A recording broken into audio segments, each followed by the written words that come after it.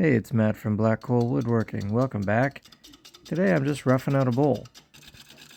Step one for me is to knock off the corners of that bowl using a 1/2 inch spindle gouge or a 1/2 inch bowl gouge. Here I've switched to the bowl gouge. Once the corners are gone, it's much easier to get a nice long clean cut like this. Obviously you'll notice there's lots of lines on the bowl, and that's because it's really just being roughed out. I don't care about having a smooth line yet, just mainly the overall shape.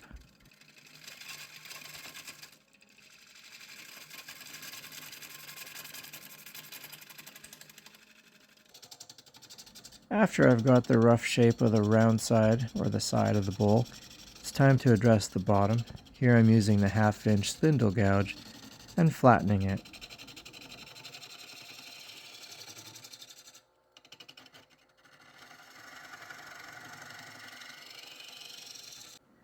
With the bottom flat, it's time to give it a foot. I like to use a tenon. Makes it much easier later on, because I'm going to have to twice turn the bowl. I'm going to be using my largest chuck here, so that's about 5 inches across.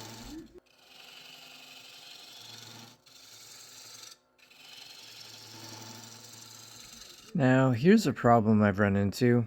I've got some pith running through this guy.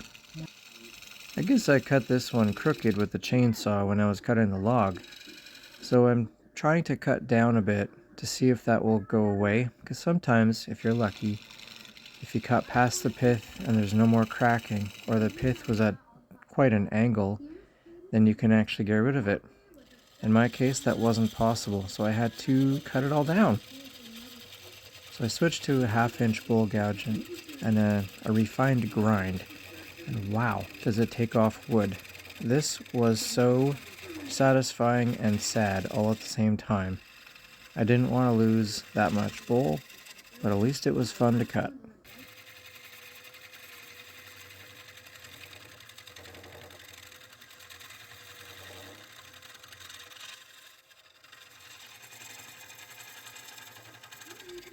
Here's the grind I was talking about. It's got an elongated left wing and a shorter right wing, full curve, and super sharp.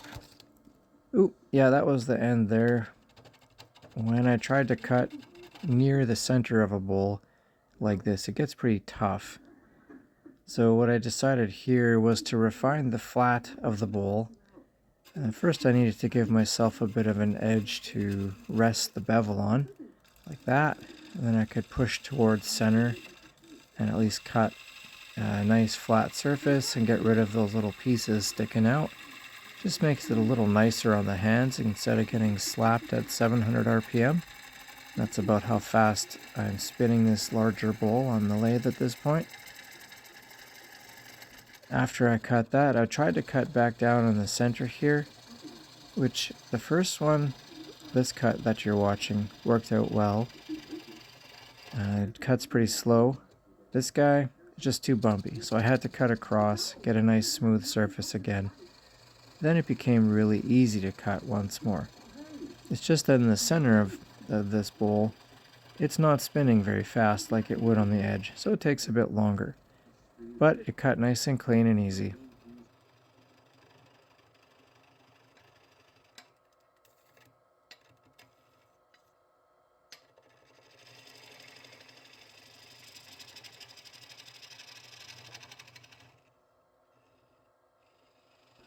Here I'm going to put a little divot in the center so I can stick a drill bit into, which I did off camera. Now it's time to hollow it out.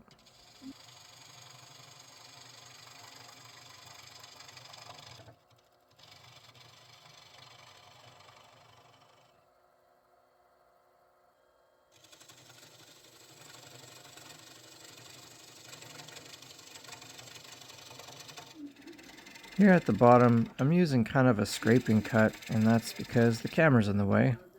Otherwise I would try to get at it from a different angle, although it didn't really work when I tried that either because the bevel wouldn't maintain contact with this shape of bowl, so I had to switch to a scraper and use that to cut down toward the center like you're watching here.